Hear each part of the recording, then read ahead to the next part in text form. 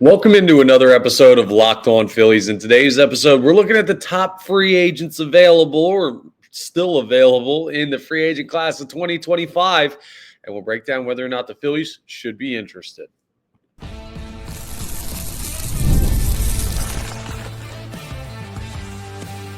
You are Locked On Phillies, your daily Philadelphia Phillies podcast.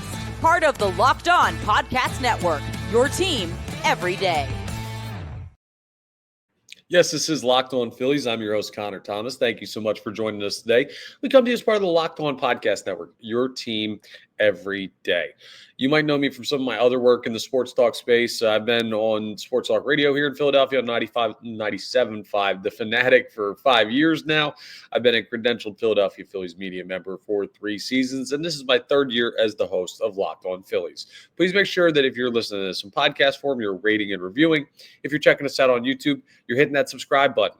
It's awesome if you could subscribe to the Locked On Phillies YouTube channel. It gets you notifications when new episodes are posted, and plus it's a great way to help us out and just basically say, hey, I like the content. That's the number one way to do it. Today's episode is brought to you by FanDuel. You can start the season with a big return on FanDuel. New customers can place a $5 bet, and you'll get started with $150 in bonus bets if you win your first $5 bet. Visit FanDuel.com to get started.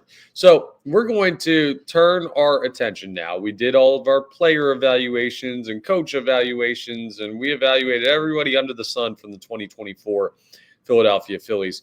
We're now going to turn our attention to free agency and the guys that are available to join the team this year. And here's how we're going to do this. We're going to start by just rolling through some of the top free agents and just basically saying, hey, could this guy fit? Should there be interest? Just some rapid fire names. So you get a lay of the land of who the top free agents are. And then we're going to talk about the ones that even the Phillies might have minimal interest in and how they would make it work over the next couple weeks. We'll be breaking all of that down. But also in today's episode, we're going to have an interesting Jeff Hoffman conversation that I hadn't really thought of yet.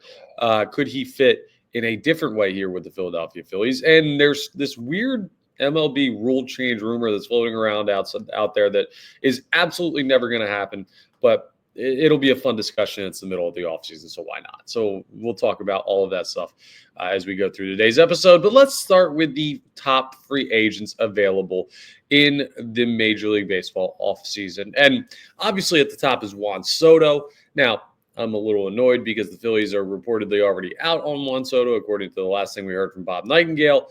They don't think they're going to win the sweepstakes. They haven't really been in contact with anybody. That to me is insane. But listen, if they don't want to go through the dog and pony show and don't think they can get him, it is what it is. So Juan Soto is clearly the number one free agent. Philly's not going to go ahead and put any interest out there for that.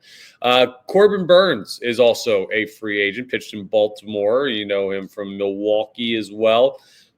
Kind of too high profile for a team with already such a good rotation like the Philadelphia Phillies. He doesn't seem to be too much of a fit for the Phils. Now, this next guy is interesting, Roki Sasaki, and we've done some content on him in the past. Now, he's coming over from Japan, being posted by his team in the NPL or NPO. Anyway, he is outstanding. He's 23 years old, a right-handed pitcher.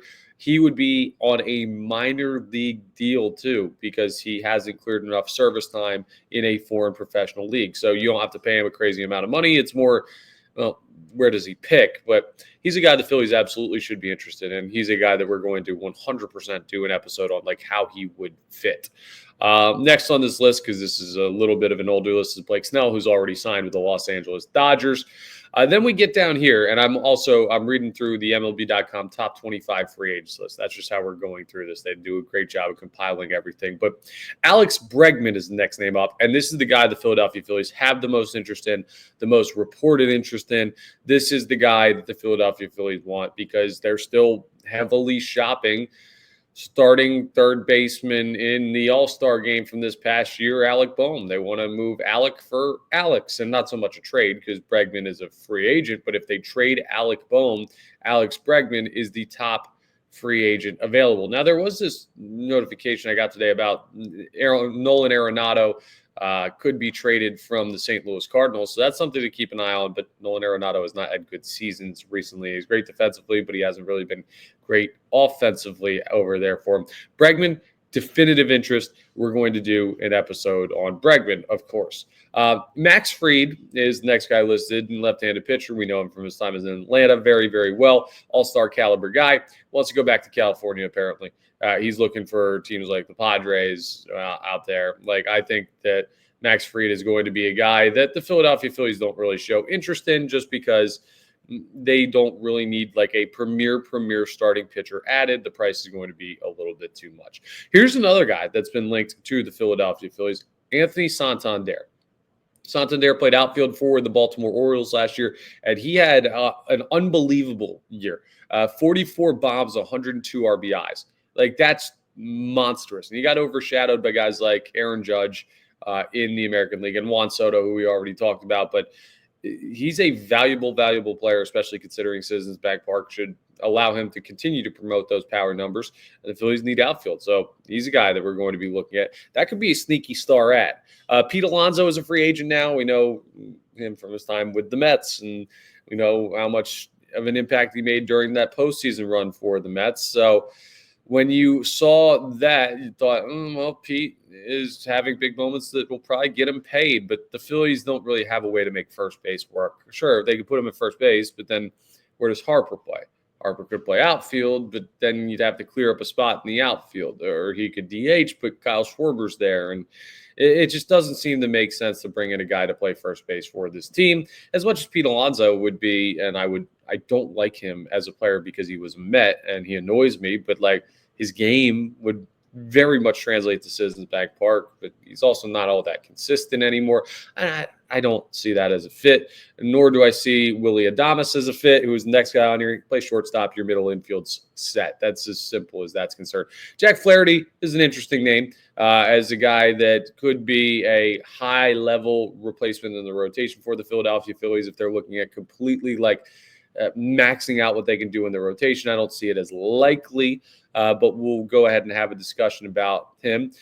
Tanner Scott is definitely someone the Philadelphia Phillies should be looking at because he has been an unbelievable reliever, a lefty that you could put in the bullpen to make a major difference. He had a 1.75 ERA last year. Tanner Scott is a guy that the Phillies are should certainly be interested. That's what I'll say. I don't know. I haven't heard like reported, the Phillies want Tanner Scott the way that I have with Alex Bregman, but he's a guy that fits so well. The problem is great relievers fit so well everywhere, but that's a guy we'll look at. Shane Bieber, 30 years old. I don't know that you'd add him to the rotation.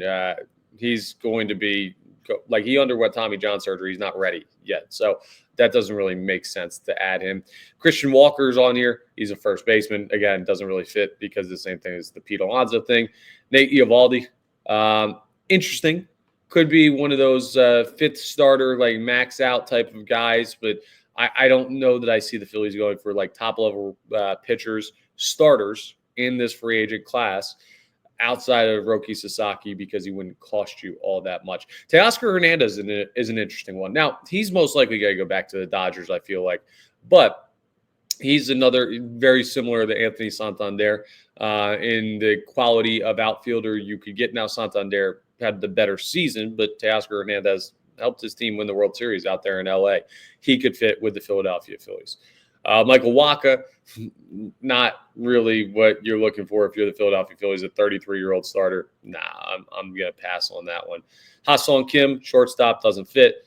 Carlos Estevez, our old friend, is number 18 on this list of top 25 free agents this offseason. Phillies absolutely interested in bringing him back. Honestly, they should be the number one option for him, and he should be the number one option for them. Potentially, we're going to talk about Jeff Hoffman coming up next.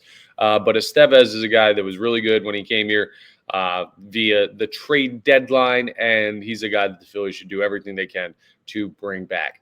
Clay Holmes is an interesting one, right? Because Clay Holmes was a top reliever for the New York Yankees this year, and now people are looking at him and saying, could he be a starter? That makes him a little bit more pricey than the Philadelphia Phillies would like to pay for a bullpen arm. But if that's just a rumor and teams aren't offering him starter money, but just considering, could he convert and then deciding no, the Phillies could look at him as a reliever. It's worth talking about because he could also be a transformational piece for the Philadelphia Phillies bullpen, but he may get bid out of their market.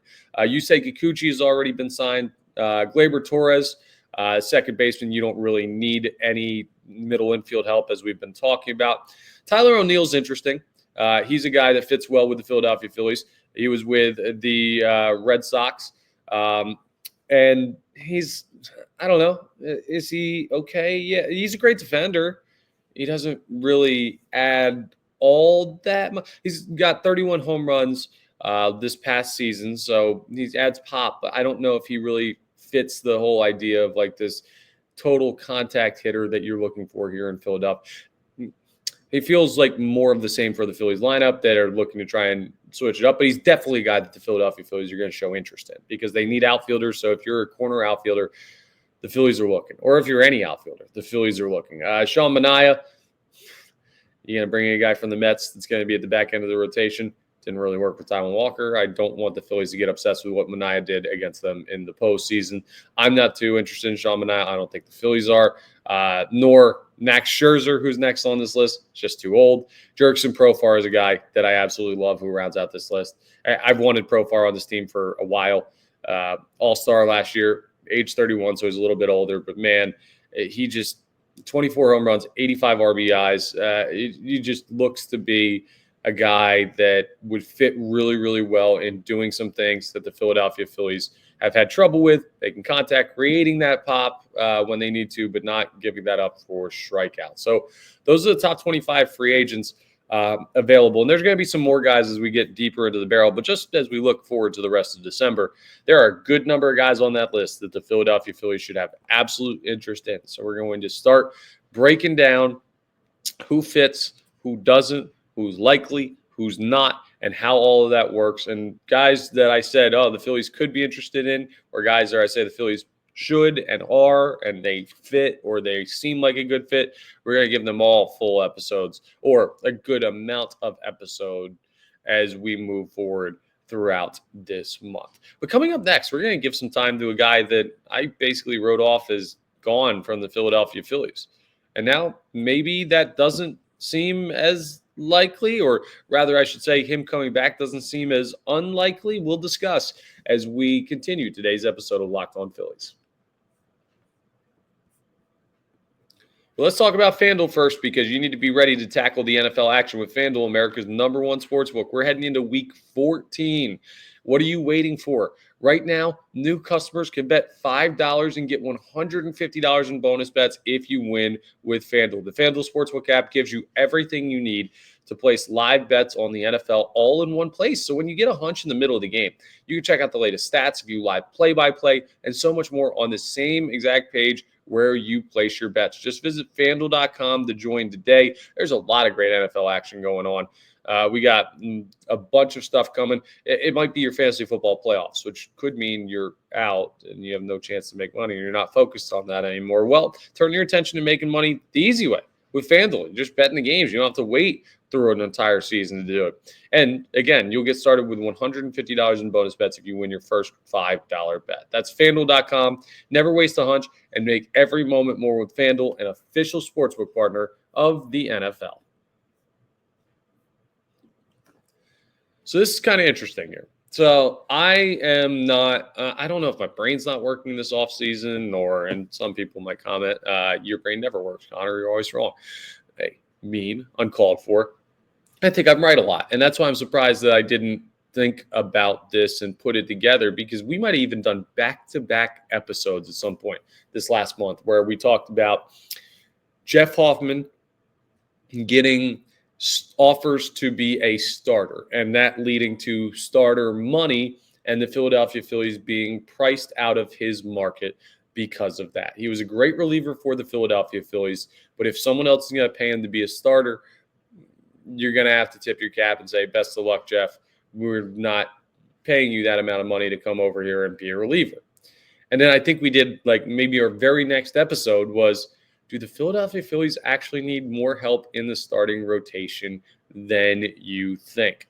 And my argument for that one was, yeah, honestly, if you look at it and you say, well, Ranger Suarez's contract is up after this year and you don't have a fifth starter, and Andrew Painter is still probably going to be on an innings restriction if he does make the major league roster, and it will be his first time at the major league level, then it would make sense to add another high-level starting pitcher to kind of balance out the assumed loss of Ranger Suarez after this season. Now, the Phillies could always re-sign him after this year, but that doesn't take away from the fact that coming up in March, you're going to have a need at the fifth starter position. So why did I not put 2 and 2 together? Well, I'll tell you why in a second, but there's the theory floating out there that the Philadelphia Phillies could be interested in bringing Jeff Hoffman back as a starter. Now, that would be interesting. The Philadelphia Phillies could go out and re-sign Jeff Hoffman and puts him in that fifth spot in the rotation. Now, obviously, if he's re-signed as a starter, he's not going to be the 3. It's not going to be we trade Ranger Suarez and then Jeff Hoffman's our 3, and then we bring in someone to be the 5. No, it would be he's the number 5, and it would be experimental. But if you could justify it that way, because we've been trying to figure out a way like, oh, we would love for the Phillies to bring back Jeff Hoffman and Carlos Estevez. Well, that could be a way that you make that work. You pay Carlos Estevez reliever money. You pay Jeff Hoffman starter money. Jeff Hoffman moves to the fifth spot in the rotation. Carlos Estevez remains as your closer. It would be pricey, but it would be effective in bringing back those 2 guys. Now, here's why I don't think they're going to do it, and here's why I don't think they should do it. Because we've talked all offseason so far about how the Phillies have done an outstanding job of developing pitchers, how Caleb Cotham is underrated, how they find these diamonds in the rough and they move them up the system quickly, or they promote them and they show immediate returns on being powerful pitchers at the major league level. Orion Kirkering, Jeff Hoffman, Matt Strom, Jose Ruiz, guys like that where you're either finding from the scrap heap or moving up out of nowhere and you're getting a lot out of just a pitcher that you didn't expect in the rotation. Christopher Sanchez, another one of those guys over the past couple of years who went from, he could pitch at this level to he got a Cy Young vote. So the Phillies are capable of moving guys around. Listen, remember, Matt Strom went from reliever to starter to reliever. Spencer Turnbull went from reliever to starter to reliever. Like, they have done this with guys. Michael Lorenzen went from starter to reliever. They've used Ranger Suarez as a reliever and then moved him into the starting rotation. They've done this before, so it's not crazy. So you might say, okay, Connor, that all makes sense. Phillies are good at this. They've done it in the past. Jeff Hoffman, sounds like he likes it here. Why would you not do this? And here's why. Because they had Jeff Hoffman here for 2 years, and they had a lot of trouble in the rotation over those 2 years with injuries. Not any more than any other team, but enough that there were opportunities to move guys in out of the pen and give them spot starts. And there's points this year where Colby Allard was making starts and Tyler Phillips was getting called up to make starts. These guys that are minor league guys that are just getting their first opportunity to step up and try and get an opportunity to win a game or two for the Phillies before they go back to the minors. And Jeff Hoffman never did. And that's what I look at. And maybe this is me overthinking things. And you can let me know in the comments if it is. But if the Philadelphia Phillies were going to transition Jeff Hoffman to be a starting pitcher, why did they not do it when they had him in-house? Why were they not interested? Was he too valuable to the bullpen?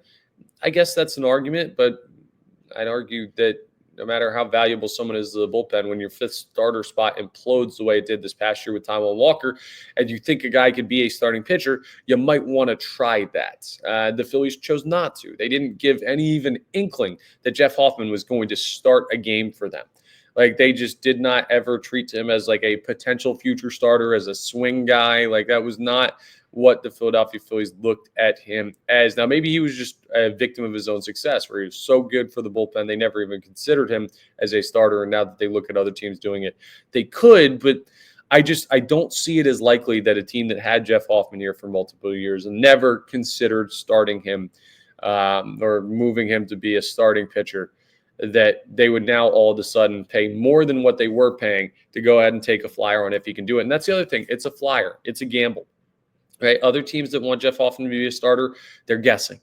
And the Philadelphia Phillies, with their high ceiling, or not high ceiling, but high expectations, they do have a high ceiling. But with their goal of winning the World Series being basically every year's bend or break point of a season, they don't really have time to take big time gambles on guys in the starting rotation when they could go out and get pitchers that are true proven veteran starters. And I know someone's screaming at their laptop or at their phone saying that's what they did with Taijuan Walker and it didn't work out.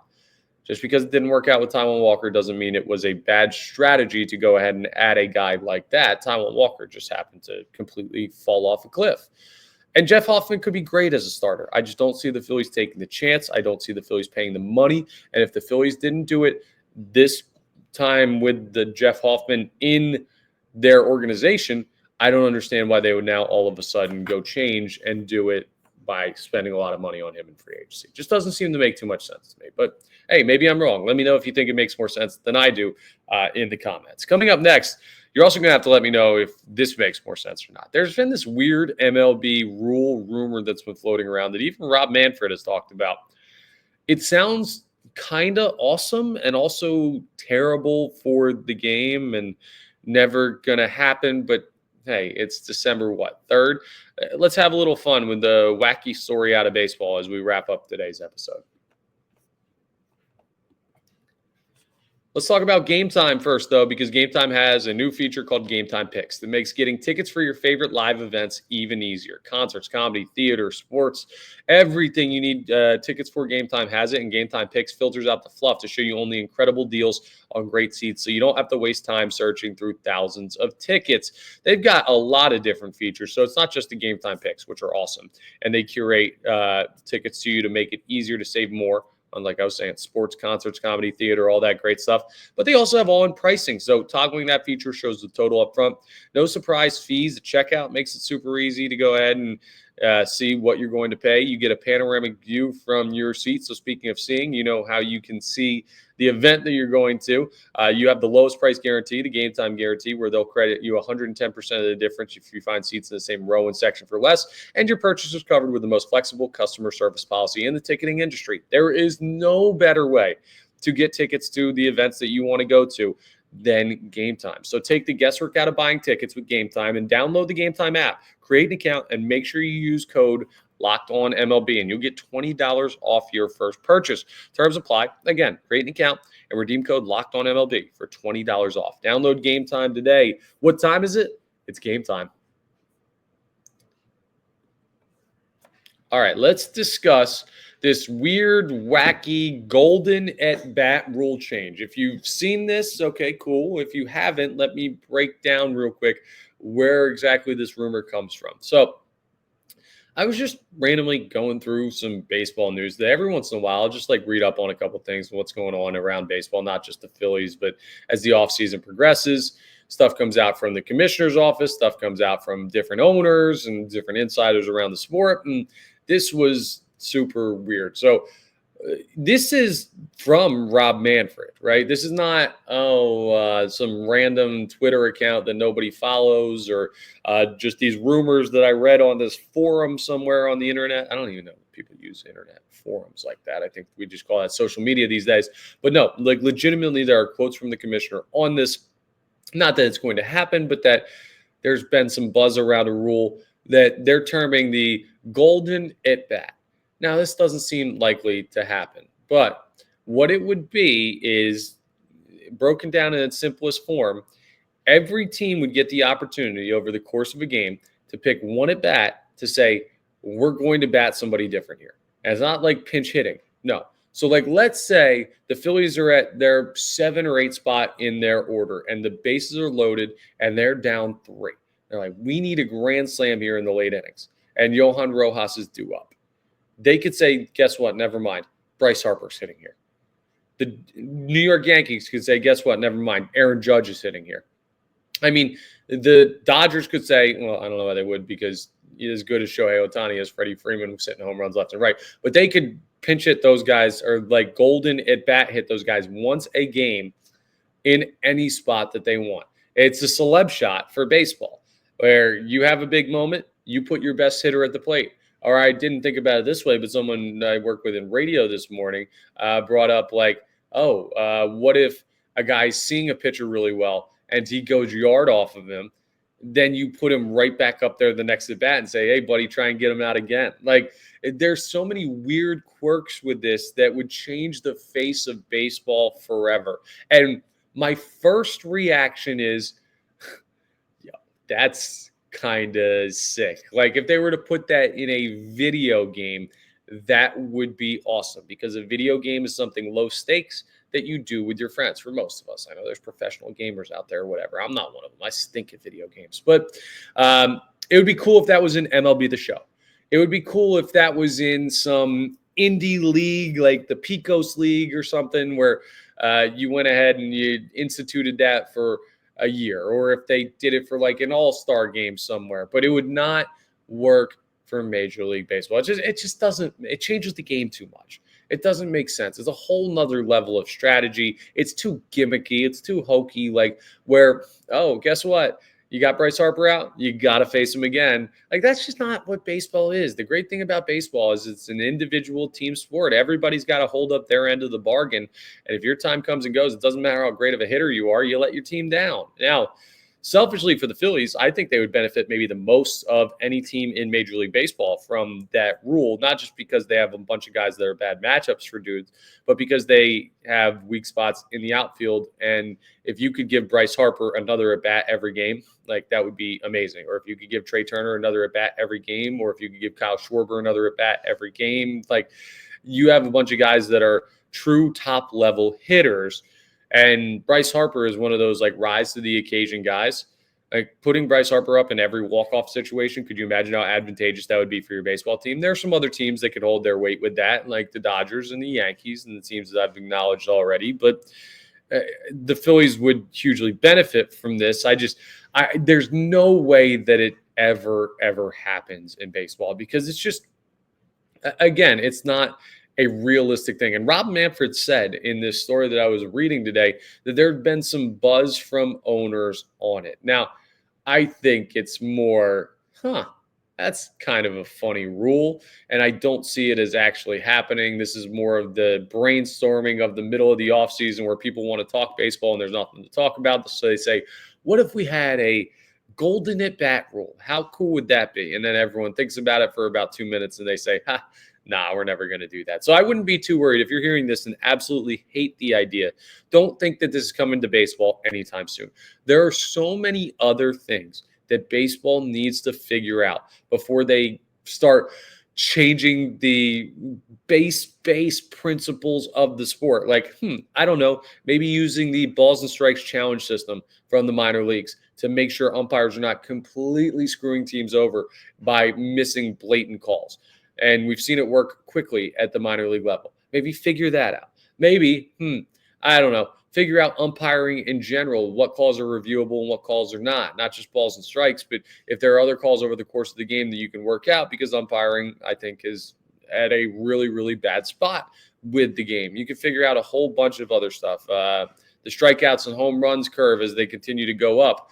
Is that something that's continuing to be good for the sport, or is the shift changing and all of that not having the impact that they thought it would? There are so many things that actually affect baseball the way that it is. Hey, figuring out how to make the ball consistent, so guys who throw really, really hard are not having a hard time controlling it, and the sport is not increasingly dangerous because guys are getting hit in the head by 103.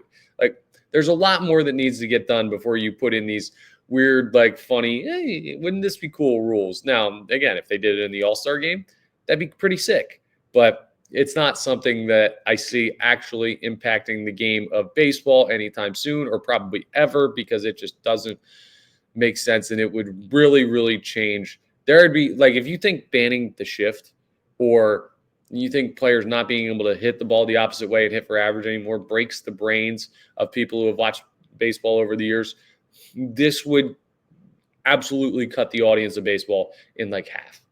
100%. There would be so many people that would be fully out. And that's why it would never, ever happen, because the fan base all the way across the major leagues would just not be interested in this at all. I don't want to say not interested, but you couldn't get invested. It'd be fun, but not fair to the game. Okay, fair enough. So I don't think the golden bat rule is coming anytime soon. But it was something interesting that popped up that I wanted to bring up. Let me know if you like it. Maybe some people out there, there's more support for it than I think, but I'm not a fan of it, even though it would be cool in a video game.